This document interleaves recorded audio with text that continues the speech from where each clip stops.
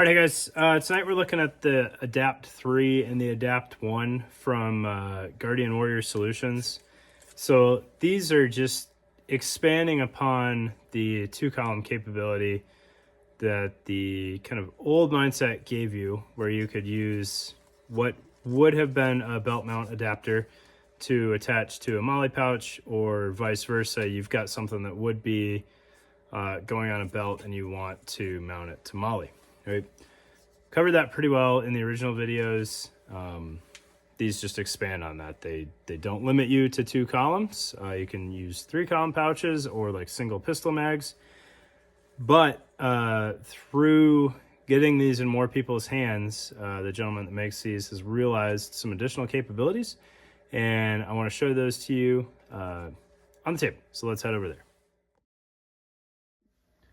All right, so we've got a pile of stuff and things on the table here to kind of explore around with as we're looking at the Adapt 3, the Adapt 1, which are both new. And then we can expand on what we can do with the Adapt 2, which was this was Gen 2 of this this concept. The original one was Kydex, and then he transitioned to Tigris, which I think is a win. It's incredibly strong stuff, and it's very low profile. And the Tigris version is more secure and easier to use at the same time. So first things first, why would we throw a belt mount adapter on a pouch that's already belt friendly, like the Spiritus Gista? All right, well, if you've got a tech lock on the back of your pouch, it's still belt mountable. Potentially a better belt mount, because we can size the width here. So you could do this on a 1.5 belt, 1.5 inch belt, all the way up to 2-inch belt, by moving the spacer. I mean, you could really put this thing on the front of like a Arc'teryx H150 if you had to, with like on the 1-inch webbing there. Not that I would recommend doing that, but you can by moving that. But the biggest piece is you make it QD now. So the Gista and this macro from Seam Ripper can both carry a good bit of stuff. So in both those videos I showed you, you can have a primary and a secondary weapon reload with room to spare. So you could have flashbangs, you could have med kit, you could have a flashbang and med kit, flex ties, whatever you needed to. So if you're somebody that typically has a fairly slick belt kit, and for whatever reason you need to rapidly plus up, well, now you've got a QD belt mounted pouch that you can just, worst case, unbuckle your belt so you got a little bit of slack, throw your tech lock in there, lock it down, and then flip the little safety on it, and now that pouch is on your belt. You don't need to rethread something, you don't need to potentially move other things out of the way, and now you've added reloads for both weapon systems as well as other supplies. All right, and that's really what the Adapt 3 gets you, is those 3-column MOLLE pouches, makes them QD. Additionally, if you are using something that would be mounted with a tech lock, like this radio carrier here, you can now, or you always could, I don't know if this was fully realized before, but you can direct mount and just skip the tech lock. So if you want to make this a MOLLE mounted pouch, you just use the holes on here. It should show up pretty well. Those holes are passed through. You just put your tech lock hardware in here and mount it straight to the Adapt panel, and then secure it to whatever MOLLE platform you were going to use that on. Which is really cool, because that is significantly thinner and closer to your body than this piece, right? It's also potentially cheaper. I think a tech lock,